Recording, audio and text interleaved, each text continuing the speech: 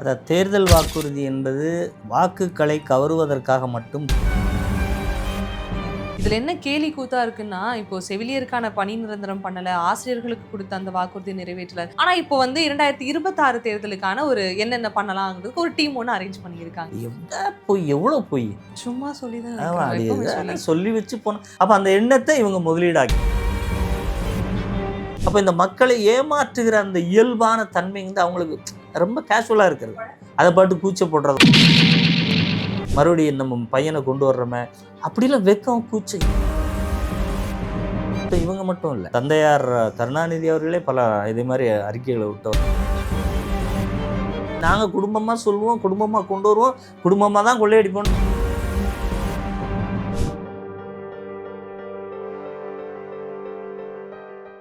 Take-one நேயர்களுக்கு வணக்கம். இன்றைய அரசியல் கலந்துரையாடலுக்காக நம்மோடு இணைந்திருக்கிறார் வழக்கறிஞரும் அதிமுகவினுடைய செய்தி தொடர்பாளருமான அதிவீர ராமபாண்டியன் அவர்கள். வணக்கம் சார். வணக்கம் சார். கடந்த முறை சந்திச்சப்போ தூய்மை பணியாளர்களுடைய பூதாகரமான பிரச்சனையை பற்றி பேசிட்டு இருந்தோம்.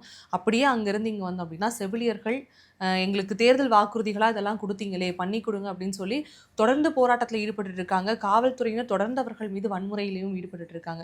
இது என்ன, எப்படி பார்க்கலாம் இந்த ஒரு நிகழ்வு? அதாவது தேர்தல் வாக்குறுதி என்பது வாக்குகளை கவருவதற்காக மட்டும் கொடுக்கக்கூடாது.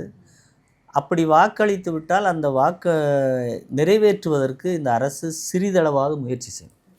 ஆனால் இந்த அரசை பொறுத்த வரைக்கும் அப்படி எந்த முயற்சியும் அவர்கள் எடுக்கவில்லை என்பது தான் மிகவும் வேதனைக்குரிய விஷயம். இப்போ செவிலியர்களும் கிட்டத்தட்ட 4.5 ஆண்டுகள் அமைதியாக எப்படியும் இவர்கள் ஏதாவது முடிவெடுப்பார்கள், வாக்குறுதியை நிறைவேற்றுவார்கள்னு எதிர்பார்த்துட்டு இருக்காங்க. ஆனால் அவர்கள் எந்த ஒரு முன்னெடுப்பையும் எடுக்காததன் காரணத்தினால தான் இவ்வளோ பெரிய போராட்டத்தை அவங்க அரங்கேற்றுறாங்க. அதுவும் எப்படிப்பட்ட செவிலியர்கள் அப்படின்னு நம்ம பார்க்கும்போது, கோவிட் காலத்தில் பேருதவியாக இருந்தவர்கள்.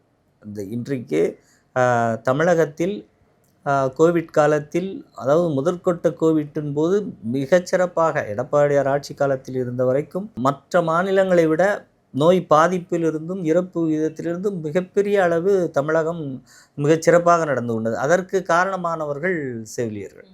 அப்போ அந்த இடத்தை அவர்கள் கொடுத்த அந்த சர்வீஸை நாம் அங்கீகரிக்கணும் இல்லையா?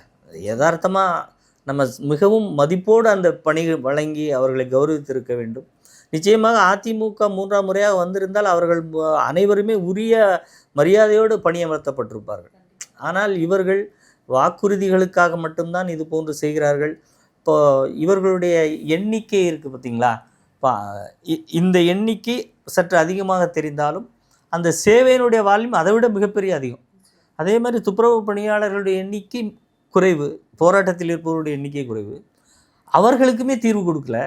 இப்போ எண்ணிக்கையில் அதிகமாக இருக்கக்கூடிய செவிலியர்களுக்கு இவர்கள் தீர்வு கொடுப்பார்களா அப்படிங்கிற அந்த ஒரு எண்ணத்தோடு பாருங்கள். அப்போ இவர்களுடைய எண்ண ஓட்டமே மிக மிக தேர்தல் வாக்குறுதிக்காக மட்டும்தான் உங்களை எல்லாம் ஒரு உணர்ச்சி வசப்படக்கூடிய நிலைமைக்கு கொண்டு போய் வாக்குகளை வாங்க வேண்டும் என்பதற்காக வாக்கை பெற்றார்களே ஒழிய யதார்த்தமாக அவங்களுக்கு செய்ய வேண்டியதை எதையுமே செய்யவில்லை. இது ஒரு மிகப்பெரிய அரச பயங்கரவாதம் கூட சொல்லலாம். வாக்களிப்பதற்காக இவ்வளோ பெரிய வாக்குறுதிகள், முடியாத வாக்குறுதிகள் எல்லாம் கொடுத்துவிட்டு அதற்கு பிறகு போராடுகிறவர்களை ஒரு ஜனநாயக ரீதியாக தங்களுடைய எண்ணத்தை கூட பிரதிபலிக்க விடாமல் செய்யக்கூடிய அந்த அராஜகம் இருக்குது பார்த்தீங்களா? அது மிக மிக மோசமான ஒரு நிலை. அவர்களை கையாளப்படுகிற விதம், போராட்டக்காரர்களை கையாளுகிற விதமே ரொம்ப மோசமாக இருக்குது. அதுவும் இந்த ஆட்சியினுடைய ஒரு மிகப்பெரிய அவலமாகத்தான். இது மட்டும் இல்லை, இப்போது ஆசிரியர்களும் போராட்டத்தில் இறங்கியிருக்காங்க. அவர்களையும் கைது செய்யக்கூடிய அந்த மூர்க்கமான நடவடிக்கை. இதை சற்று அப்படி ரிவைண்ட் பண்ணி பாருங்கள். அதிமுக ஆட்சி காலத்தில் இதே போன்று அந்த கடைசி காலகட்டத்தில் ஆசிரியர்கள் போராடிய போது அவர்கள் மத்தியில் போய் நின்று பேசி அவர்களுக்காக நாங்கள் உயிரை கொடுப்போம் என்னெல்லாம் பேசினாங்க. தேர்தலுக்கு முன் தேர்தலுக்கு பின்னு பார்த்தா மறுபடி மிகப்பெரிய அளவில் இந்த கைது நடவடிக்கைகளும் போராட்டத்தை ஒடுக்கக்கூடிய வகையிலும். இப்போ நீங்கள் நல்லா பார்த்தீங்கன்னா, இப்போ ஆசிரியர்கள் இப்போ அரையாண்டு விடுமுறை காலகட்டம், இப்போ விடுமுறை நாட்களில் தான் அவங்க போராட்டத்தை நடத்துகிறாங்க. அவங்க பணியை செஞ்சுட்டு ஓய்வில் இருக்க வேண்டிய நேரத்தில் தங்கள் உரிமைக்காக போராடக்கூடிய அந்த இடத்துல தான் அவங்க வராங்க. அப்படிப்பட்ட நிலையிலும் இந்த அரசு கைது இது போன்ற நடவடிக்கை எடுப்பதுங்கிறது ரொம்ப ஒரு மோசமான அரசு. அரசு அதிகாரிகள், அரசு வேலையில் இருப்பவர்கள் அல்லது அரசு வேலைக்கு வர வேண்டும் அல்லது எனக்கு உண்டான ஊதியம் வர வேண்டும் என்று இருக்கிற அத்தனை தொழிலாளர்கள் வயிற்றிலும் அடிக்கக்கூடிய அரசாக திமுக அரசும் அதனுடைய நடவடிக்கையும் இருக்கிறது. தேர்தலுக்காக வாக்குகாகன்னு பார்க்குற பட்சத்தில் 2021 திமுகவுடைய வெற்றியே அவங்க கொடுத்த தேர்தல் வாக்குறுதியினுடைய அடிப்படையாக தான் அமைஞ்சுது.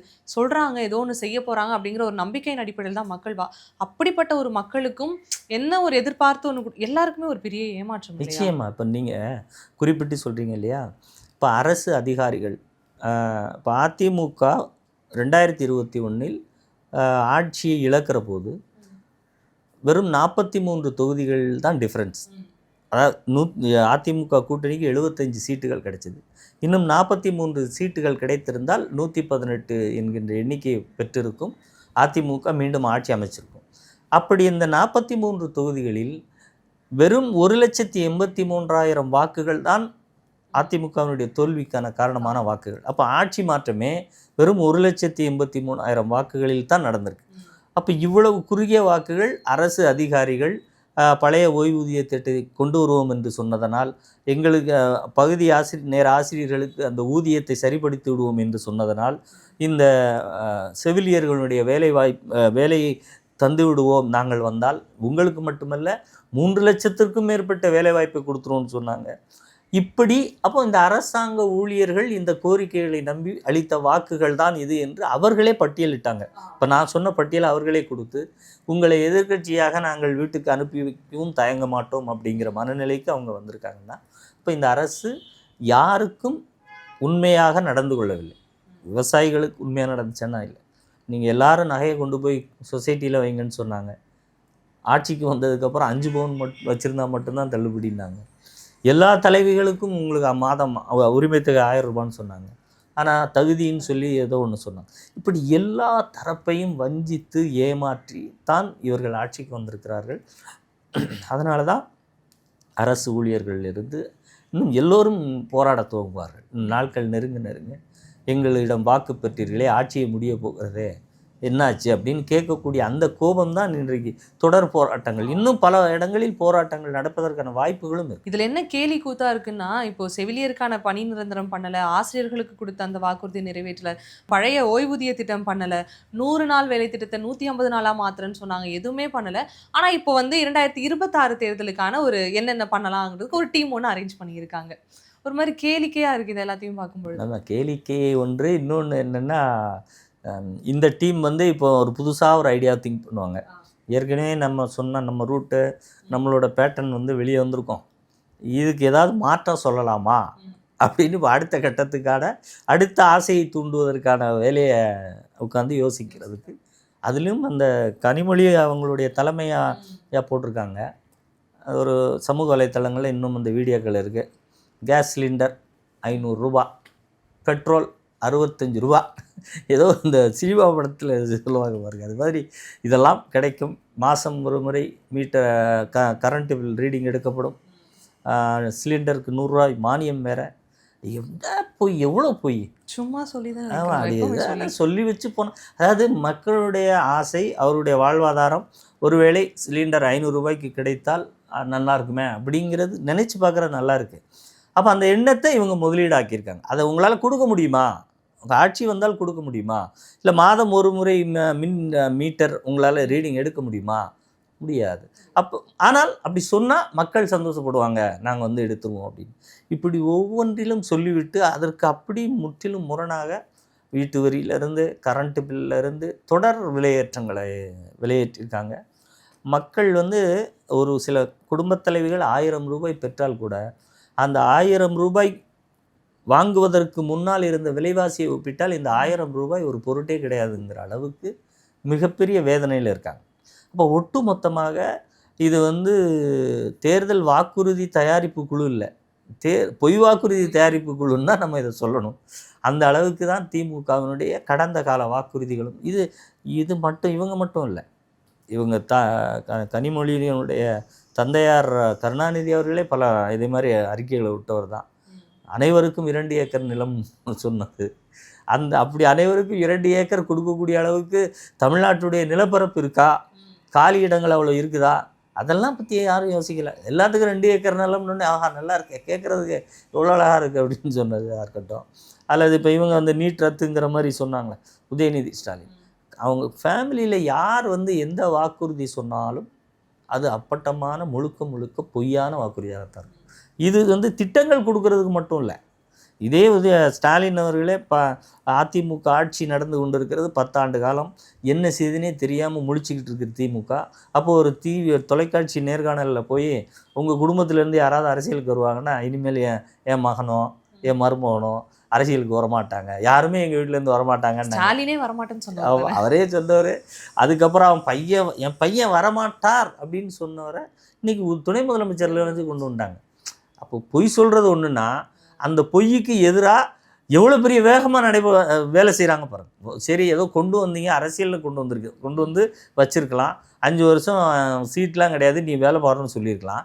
அப்போ சொன்ன சூடு மறையதுக்குள்ளே கொண்டு வந்து எம்எல்ஏ ஆக்கி அமைச்சராக்கி அதுக்கப்புறம் துணை முதலமைச்சராக்குற அளவுக்கு கொண்டு வந்திருக்காங்கன்னா, அப்போ இந்த மக்களை ஏமாற்றுகிற அந்த இயல்பான தன்மை அவங்களுக்கு ரொம்ப கேஷுவலாக இருக்கிறது. அதை பாட்டு கூச்சப்படுறதோ, ஐயோ நம்ம இப்படி சொன்னோமே, மறுபடியும் நம்ம பையனை கொண்டு வர்றோமே, அப்படிலாம் வெக்கம் கூச்சம் எதுவுமே பட மாட்டாங்க. பொய் சொல்கிறதுக்கு எவ்வளவு அந்த அடிக்கடி அதையும் சொல்லிவிடும், வெக்கம் மானம் சூடு ரோசம்பாங்க. அது முதல்ல அவங்களுக்கு இருக்கா? நீங்கள் இப்படியெல்லாம் சொல்லியிருக்கீங்களே, இப்படி எதையுமே செய்யலையேன்னு கேட்டோம்னா, அப்படி யாரும் தங்களை கேட்டு விடக்கூடாதுன்றதுக்காக அதையும் அவங்களே சொல்லிவிடுவாங்க. வெக்கமான ரோசம் இது ஒரு டிப்பிக்கலாக வந்துகிட்டே இருக்கும். பொதுவாகவே இயல்பான மனிதர்கள், உண்மையான மனிதர்கள்ட்ட நீங்கள் அவங்க பேச்சு நடை இதையெல்லாம் எடுத்து ஆலோசி பாருங்கள். பெரிய பெரிய ஆளுமைகளுடைய இதை கூட எடுத்து பாருங்கள். இந்த வார்த்தைகளை அடிக்கடி பயன்படுத்த மாட்டாங்க. வெக்கம் மானம் ரோசம் சூடு சொரணை என்பதெல்லாம் அதற்கான தேவை இருந்து தான் பயன்படுத்துவாங்க. ஆனால் இந்த வார்த்தைகளெல்லாம் இவர்கள் மீது பயன்படுத்துவதற்கு பல தேவைகள் இருக்கிறது. ஆனாலும் அந்த தேவைகளை அடுத்தவர்கள் தேவையான இடங்களில் மட்டும்தான் சொல்கிறோம். ஆனால் இவங்க அதை டெய்லி சொல்லுவாங்க. ஏன்னா அது அந்த அந்த அந்த வார்த்தைக்கு உண்டான வீரியமும் தெரியல, வெக்கம் என்றால் என்னன்னு தெரியல, மானம்னு தெரியல, ரோசமும் தெரியல, இதுக்கு எதுக்குமே பொருள் தெரியும். அப்படி தெரிஞ்சிருந்தால் பொய் சொல்ல முடியாதுல்ல. இப்போ அந்த கேள்வியை எதிர்கொண்டு உங்கள் குடும்பத்திலிருந்து யாராவது வருவார்களா என்றால் நான் வருவேனா இல்லையாங்கிறதுக்கு நான் பதில் சொல்லலாம். என்னுடைய குடும்பத்திலிருந்து வருவதற்கு தனிப்பட்ட அரசியல் விருப்பம், அவர்களுடைய முயற்சி காரணம், அதை நான் எப்படி சொல்ல முடியும்னு தான் சொல்லணும். என்னுடைய மகனே இருந்தாலும் என்னுடைய மகன் வருவான் வரமாட்டான்னு நான் சொல்ல முடியாதுல்ல. அவர் தனிப்பட்ட விருப்பம் தானேங்க. அப்போ அப்படி கூட இல்லாமல் இல்லை, நாங்கள் குடும்பமாக சொல்லுவோம், குடும்பமாக கொண்டு வருவோம், குடும்பமாக தான் கொள்ளையடிப்போம்னா அது என்னது? வேறு எங்கேயும் போயிடக்கூடாது அரசு பதவிகள், அரசியல் பதவிகள். பெரியார் எதுக்கு இயக்கத்தோடே நின்னார், அரசியலை சந்திக்கலை. அரசியல் என்பது அதிகாரத்தை சுவைக்கின்ற, அதிகாரத்தை இருந்து பயணிக்கின்ற இடம். அந்த இடத்துக்கு சென்றால் இடஒதுக்கீட்டை தர வேண்டும், பகிர்ந்தளிக்க வேண்டும். ஆனால் நான் இயக்கமாக வைத்திருக்கிறேன் என்றால் என் கொள்கை நிறைவேறும் வரை என்னுடைய இயக்கம் என்னுடைய கட்டுப்பாட்டில் என்னுடைய சிந்தனையிலே இருக்க வேண்டும் என்பதற்காக அந்த இயக்கமாக வச்சுருந்தார். இப்போ தேர்தல் களத்துக்கு வந்தால் நீங்கள் இடஒதுக்கீடு சமூக நீதினு சொன்னால் வழங்குகின்ற அமைச்சர் பதவியிலிருந்து எம்எல்ஏக்களுடைய பிரதிநிதித்துவத்திலிருந்து அனைத்தையும் நீ கடைப்பிடிக்கணும். ஆனால் கடைப்பிடிக்கிறாங்களா? எதற்குமே திமுக என்றால் கொள்கையிலும் போய், வாக்குறுதியிலும் போய், குடும்ப உறவுகளை கொண்டு வர மாட்டோம் என்று அதிகாரத்தை வழங்குவதிலும் போய், சமூக நீதி என்று பேசுவது போய், மொத்தமாக பொய்களின் கூடாரம் தான் திமுகங்கிறது. இந்த தேர்தல் வாக்குறுதிகள், மக்களுடைய நிலை, அவர்கள் இதுவரை சொன்ன ஸ்டேட்மெண்ட்ஸ் இதெல்லாம் எடுத்து பார்த்தீங்கன்னா மிக தெளிவாக தெரியும். திமுகவுடைய ஆல்ரெடி கொடுத்த வாக்குறுதிகளே விமர்சிக்கத்தக்க வகையில் தான் இருக்குது. புதுசாக என்ன பண்ண போகிறாங்கன்றது தெரியல. அதிமுக தரப்புலேருந்து இப்போ ஒரு 10 பேர் கொண்ட குழு அமைச்சிருக்காங்க. அதிலும் எனக்கு குறிப்பாக பார்க்கக்கூடிய, நோட் பண்ணக்கூடிய ஒரு விஷயமா என்ன இருந்துச்சுன்னா, அந்த 10 பேர் கொண்ட குழு மக்களை போய் சந்திக்க போகிறாங்க, மக்களுக்கு என்ன பிரச்சனைன்னு கேட்டு அதன் மூலமாக தேர்தல் வாக்குறுதிகளை நிறைவேற்ற போகிறாங்கன்ற மாதிரி சொல்லியிருந்தாங்க. என்ன அது? அதாவது இப்போ நீங்கள் அந்த குழு திமுக குழு உட்கார்ந்து சினிமா டைரக்டர்ஸ், சினிமாவில் இருக்கக்கூடியவர்கள், சிந்தனையாளர்கள், கற்பனையாளர்கள்லாம் அழைச்சி நம்ம கிரவுண்டு எப்படி இருக்குன்னு பாருங்கள், நம்ம இந்த மாதிரி பொய் வாக்குறுதி நிறையா கொடுத்துருக்கோம், இப்போது அதிலேருந்து கொஞ்சம் சேஞ்ச் ஆன மாதிரி இருக்கணும். ஆமாம், இல்லை சேஞ்ச் ஆன மாதிரி இருக்கணும், ஆசையை தூண்டணும், அது பொய் வாக்குறுதியாக தான் இருக்கணும், ஆனால் கேட்கும்போது கொஞ்சம் பரவாயில்ல செஞ்சுருவாங்களோன்னு ஒரு நம்பிக்கைத்தன்மை வரணும்னு இது திரைக்கதை இப்படி தான் யோசிப்பாங்க. ஆனால் அதிமுக மக்களிடம் மக்கள் வலி என்ன, அவர்கள் ரணம் என்ன, அவர்கள் என்ன நினைக்கிறார்கள், வாழ்வாதாரம் அவர்களிடம் எப்படி இருக்கிறது, அதை நிவர்த்தி செய்ய வேண்டிய திட்டம் எப்படி திட்டம், அதுக்கு என்ன வாக்குறுதி கொடுக்கலாம், அந்த வாக்குறுதியை கொடுக்குற போது செயல்படுத்துவதில் அது எந்தவித இடைஞ்சலையும் தாக்கத்தையும் ஏற்படுத்தி விடக்கூடாது. அப்போ இது இப்படி பல வகையில் அலசி ஆராய்ந்து மக்களுடைய எண்ணம் பிரதிபலித்து நாம் வெற்றி வருகிற போது அதை திட்டங்களாக்குவதற்கு முதல் நாள் கையெழுத்தில் பண்ணணும். அப்போ அதற்கு உண்டான தேவையாக அது இருக்கணும். அப்படி இம்மீடியட் தேவைகள் என்ன, சில நாட்கள் கழித்து செய்ய வேண்டியது என்ன, இப்படி அனைத்து விதத்திலும் அனைத்து கோணத்திலும் இவர்கள் மக்களிடம் கருத்து கேட்டு அதன் அடிப்படையில் உருவாக்குவது தான் அதிமுகவினுடைய தேர்தல் வாக்குறுதி எப்போதுமே. இப்போ நீங்கள் அந்த 1,83,000 பேர் சரியாக வாக்களித்திருந்தால், அதிமுக மீண்டும் ஆட்சிக்கு வந்திருந்தால், இன்றைக்கு நீங்கள் மகளிர் உதவித்தொகையை ஒருத்தருக்கு 1,500 ரூபாய் தருவதாக சொல்லியிருந்தோம் நாங்கள். அப்போ இப்படி தான் இது அதிமுக. அதே மாதிரி காலை உணவு திட்டம் எடப்பாடியார் ஆட்சி காலத்தில் தொடங்கப்பட்டது. அதை விரிவுபடுத்துவதற்கு அடுத்த ஆட்சி தொடக்கத்தில் 9,000 கோடியில் அதை விரிவுபடுத்துவதற்கு ஆலோசிச்சுக்கிட்டு இருக்கோம். ஆனால் இவர்கள் 170 கோடி 180 கோடி நீங்கள் யாராவது ஸ்பான்சர் பண்ணுங்கள், அதை போட்டு அதை ஏதோ பெரிய திட்டமாக்குன மாதிரி சொல்லிட்டு இருக்காங்க. இப்படி ஒரு மிகப்பெரிய நலத்திட்டங்கள் இந்த ஆட்சி வந்ததுனால தமிழக மக்களுக்கு கிடைக்காம போயிருக்கு. இன்னும் குறிப்பாக சொல்லணும்னா தாலிக்கு தங்கம் திட்டம்லாம் இன்றைக்கி பயனாளர்கள் எவ்வளோ பெரிய, இன்றைக்கி தங்கத்தினுடைய விலையை பாருங்கள். திமுக ஆட்சி காலத்தில் ஒரு குடும்ப அட்டைக்கு 1000 ரூபாய் கொடுத்தாங்கன்னா இது வரைக்கும் ஒரு 25,000 ரூபா கொடுத்துருக்கலாம். ஆனால் அதிமுக தாலிக்கு தங்கம் பயன்பெற்றவர்கள் இன்றைக்கு கிட்டத்தட்ட 70,000 ரூபாய் அந்த விலை உயர்ந்திருக்கிறது. 70,000 ரூபாய் அதிமுக தந்த திட்டத்தின் மூலம் பயனடைந்த குடும்பத் தலைவர்கள் நிறைய பேர் இருக்காங்க.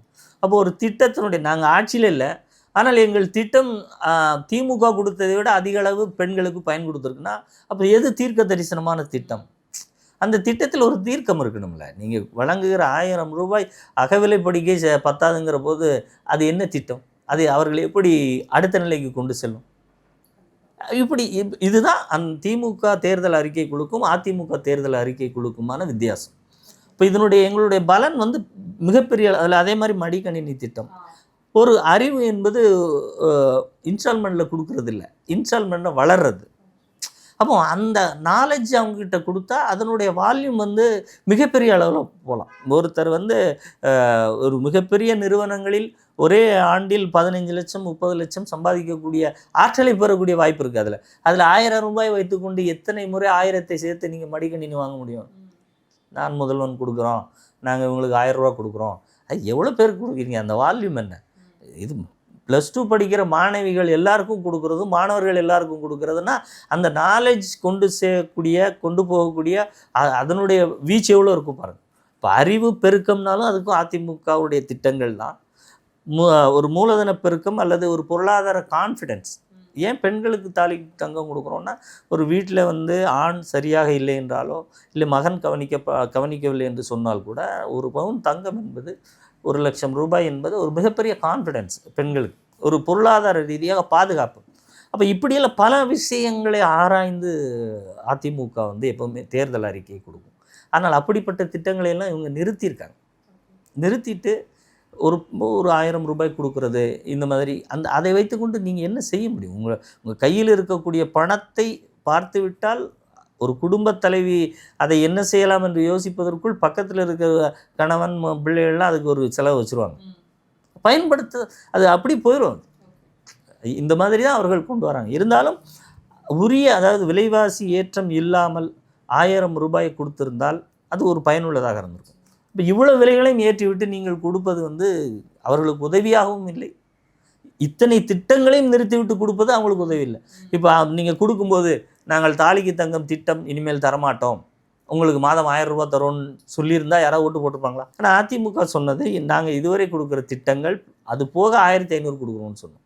அதை வெறும் 1,83,000 வாக்காளர்கள் தான். தமிழக வாக்காளர்களை நம்ம குறை சொல்லவும் முடியாது. ஏன்னா அதிமுகவை 10 ஆண்டுகளுக்கு பிறகும் இவ்வளவு அடர்த்தியாக ஒரு ஓட் மார்ஜின்கிறது ரொம்ப கம்மிங்கிறது, அது கிட்டத்தட்ட வெற்றிக்கு நிகரானது தான். அதிமுகவுடைய மக்கள் கொண்டிருந்த அபிமானம், அன்பு, அவர்கள் நம்பிக்கை, இதெல்லாம்.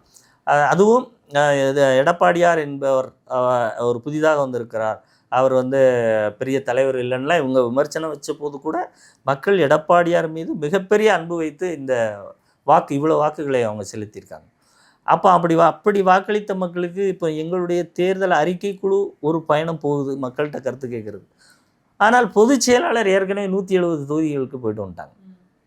அப்போது இங்கே குழுவை விட பொதுச் செயலாளர் இன்னும் அதிகமாக நேரடியாக மக்களை பார்க்குறாங்க.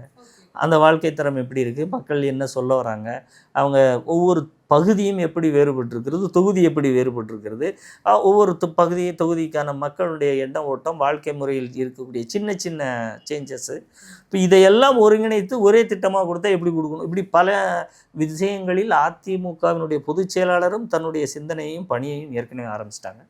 இவர்களையும் ஆரம்பித்து வச்சுருக்காங்க. இது வாக்குறுதியாக கொண்டு வருவது எப்படிங்கிறது.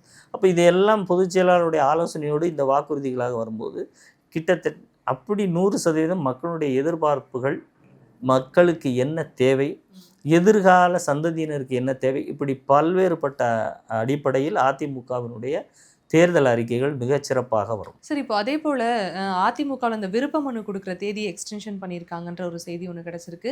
இதில் வந்து எதிர்க்கட்சி தலைவர்கள் பல பேர் வந்து பலவிதமான விமர்சனங்களையுமே முன்வைக்க தொடங்கியிருக்காங்க. சும்மா ஆள் இல்லாத கிணத்துல என்னென்னமோ பண்ணிட்டு இருக்காங்க அப்படிங்கிற மாதிரி பல விமர்சனங்கள் இருக்குது. ஆமாம், இது வந்து அவர்களுக்கு விமர்சனம் கிடையாது, பயம்தான்.